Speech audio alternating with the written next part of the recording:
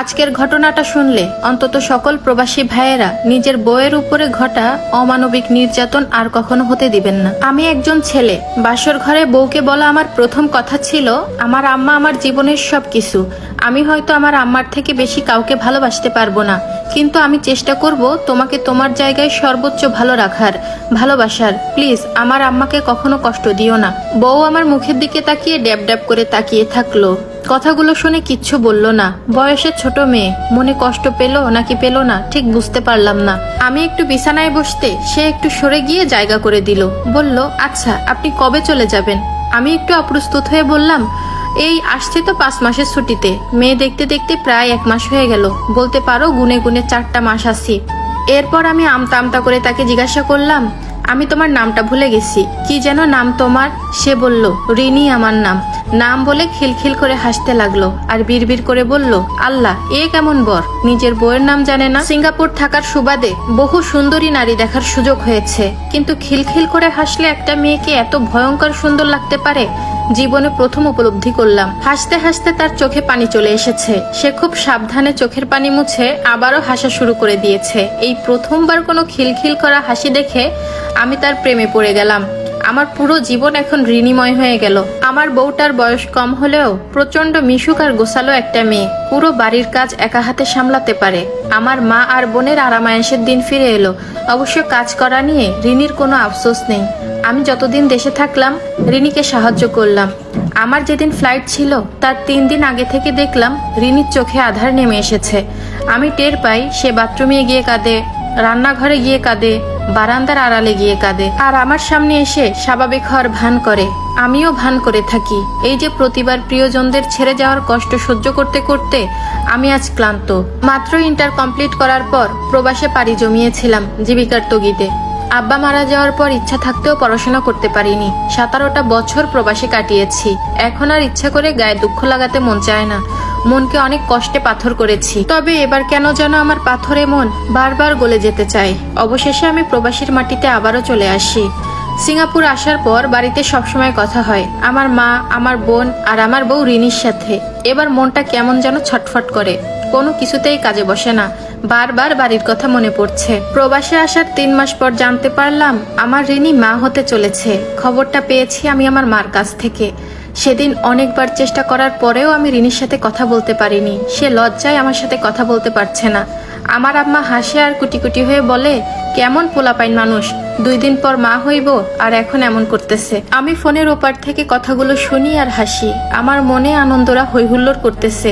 জীবনে আসলে টাকার খুব দরকার। আজকে টাকার যদি দরকার না থাকতো আমি দৌড়ে দেশে চলে যেতাম, আর আমার লাজুক বউয়ের লজ্জাটা ফোনে না ভাঙিয়ে তাকে জড়িয়ে ধরে ভাঙাতাম। একটা সময় ছিল ছোট ছোট পোশাক পরা বিদেশি মেয়েদের দিকে চোখ চাইতে না চাইতেও চলে যেত, কিন্তু এদেরকে এখন আমার ফ্যাকাশে লাগে।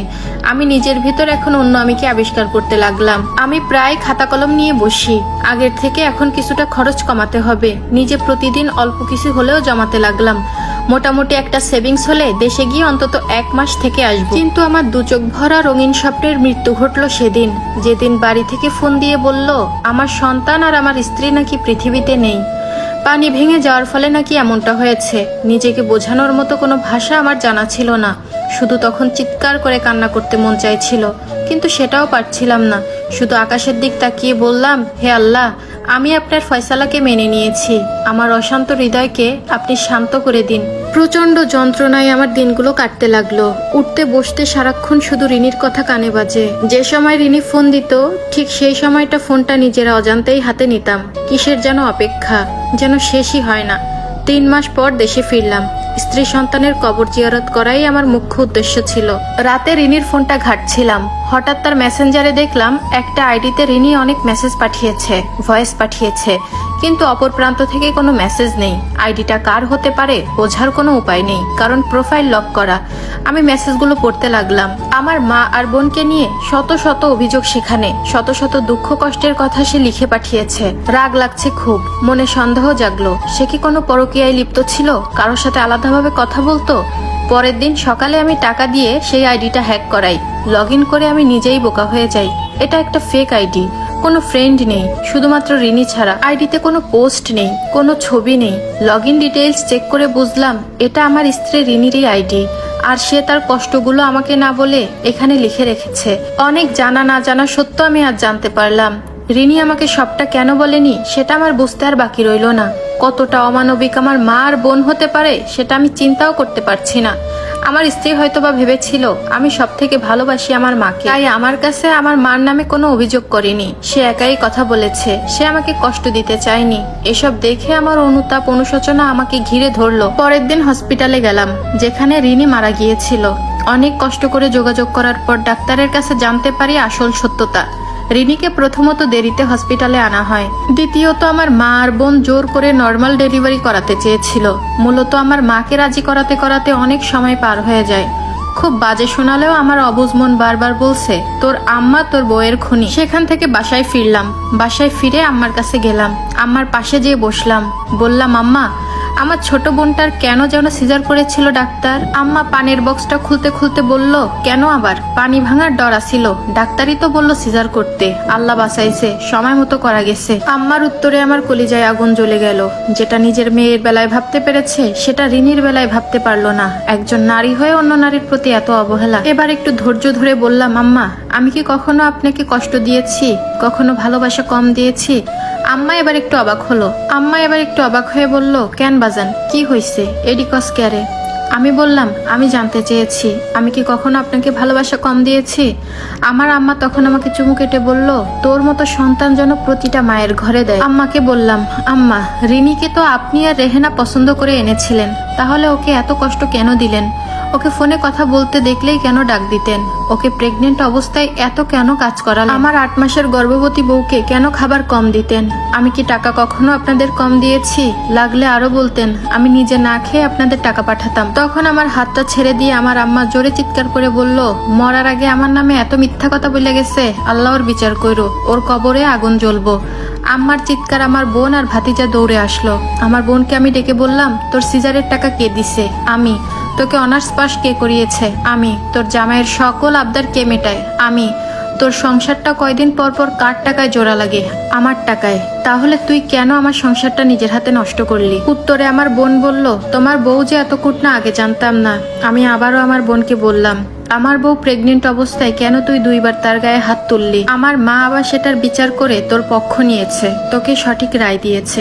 আমার বোন আবার বলল, তোমার বউ নাকি তোমাকে কোনো অভিযোগ করতো না, তাহলে মরার পর তোমার বউয়ের ভূত এসে কি তোমাকে এগুলো বলে গেল? আমার বোনের মুখে এমন কথা শোনার পর মনে হচ্ছিল ওর গালে ঠাটিয়ে একটা চর মারি, কিন্তু ওর মেয়েটা পাশে ছিল, এজন্য আর দিতে পারিনি। আমি আমার আম্মাকে আবারও বললাম, আমি তো সিজারের টাকা দিয়েছিলাম আলাদা করে, তাহলে আপনারা কেন সিজার করাতে চাননি? আপনারা রেহেনার এত আপত্তি করার আর কি কোনো কারণ ছিল?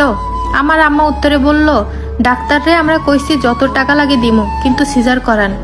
তারা না করালে আমরা কি করব? খুদাই মিশা দোষ দিবি না। আম্মার মুখে এরকম সহজ সরল মিথ্যা আমার কাছে বিষের মতো লাগলো। আম্মাকে বললাম, আম্মা, সব সত্য জেনেই আমি আপনাকে প্রশ্ন করেছি। সিজারের সব টাকা আপনি আপনার মেয়ের জামাইকে দিয়েছেন।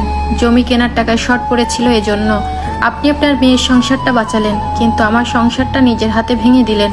আমার মাসুম বাচ্চাটাকে, মাসুম বউটাকে আপনি মেরে ফেললেন। আমার রিনি যদি এই কথাগুলো তোমাদের নামে নালিশ করত, আমার কাছে বিচার দিত, তাহলে সত্য মিথ্যা যাচাই করার একটা জায়গা ছিল। কিন্তু যে মেয়েটা নিজের সাথে একাই কথা বলে, সে কখনো নিজে মিথ্যা কথা বলতে পারে না। মা, এসব কথা শোনার পর আমার বোন বলল, পরের মেয়ের জন্য আমার ভাই আমাকে এত কথা শোনালো, ছি, ভাবতেও লজ্জা লাগে।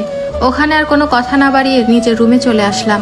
সবাই এখন আমাকে বউ পাগল বলছে, বলুক, তাতে সমস্যা কি? যে কয়দিন বাসায় ছিলাম আমার মা বোনের সাথে একসাথে খাইনি, কিন্তু সিঙ্গাপুর যাওয়ার আগের দিন রাতে একসাথে খেলাম। আমার মা একটু খুশি হলেন, চেয়ারটা টেনে আমাকে বললেন, বাবা, আর একটা মাস থেকে যাওয়া যায় না? তোর জন্য মেয়ে দেখতেছি, ভালো মেয়েই আনমু, কথা দিলাম। আমি আমার মায়ের কথায় একটু হাসলাম, মনে মনে ভাবলাম, আচ্ছা, মারা না সব বুঝে, তাহলে তার সন্তান কিসে কষ্ট পায় এটা কেন বুঝে না? খাওয়া শেষ করে মাকে বললাম, কখনো তো আমার সাথে এয়ারপোর্টে যাননি, কালকে সকালে যাবেন।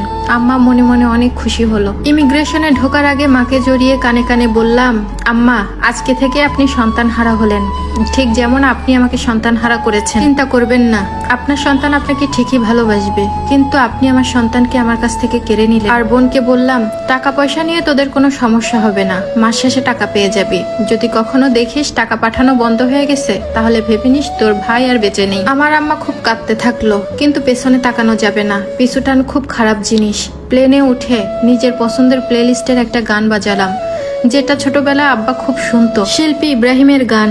বড় হয়ে ইউটিউবে খুঁজে বের করেছি। আমি গান ছেড়ে চোখ বুজে থাকলাম, অল্প ভলিউমে গান বাজছে। আমার ভালোবাসা তোমার প্রতি রইল, চোখের আড়ালে গেলেও আমার ভালোবাসা তোমার প্রতি রইল।